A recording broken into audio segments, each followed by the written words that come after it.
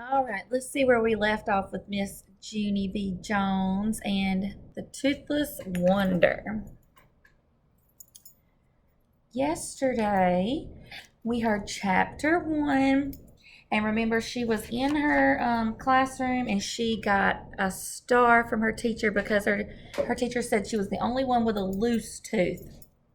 Okay, chapter 2. The speaker came at 10 o'clock. Her name was Miss Chris. Miss Chris told us all about recycling. Also, she showed us a movie. It was called Dan the Soda Can.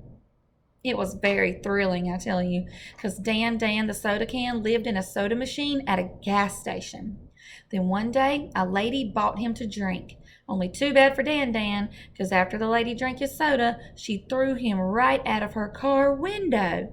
And Dan got his can all dented. But hooray, hooray! A cop saw the lady littering and he gave her a big fat ticket. Then a can man took Dan to a recycling center, and the man got cash money. Plus, Dan got fixed up good as new, and bingo, he turned into Dan the orange juice can. It was a miracle, I tell you. Room 1 clapped and clapped at that happy ending.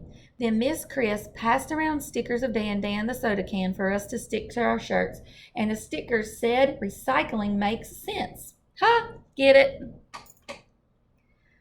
That's the stickers that their recycling speaker gave them.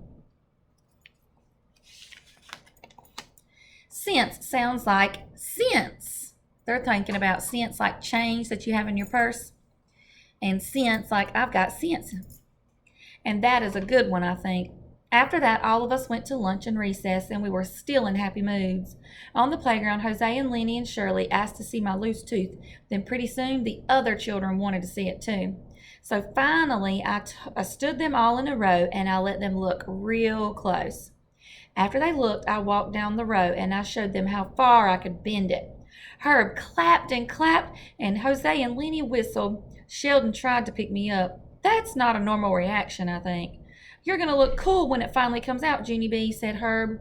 "See," said Jose. "You're going to look really cool, like a hockey player, I bet." "Yeah," said Lenny. "Hockey players almost never have any teeth."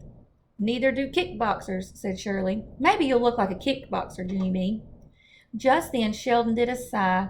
"I just hope you don't look like my toothless Uncle Lou," he said. My toothless Uncle Lou never brushed or flossed, and then all of his teeth fell out. I made a sick face. Blech.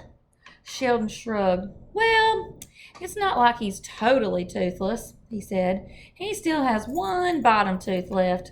It's kind of yellow, but it still can bite an apple."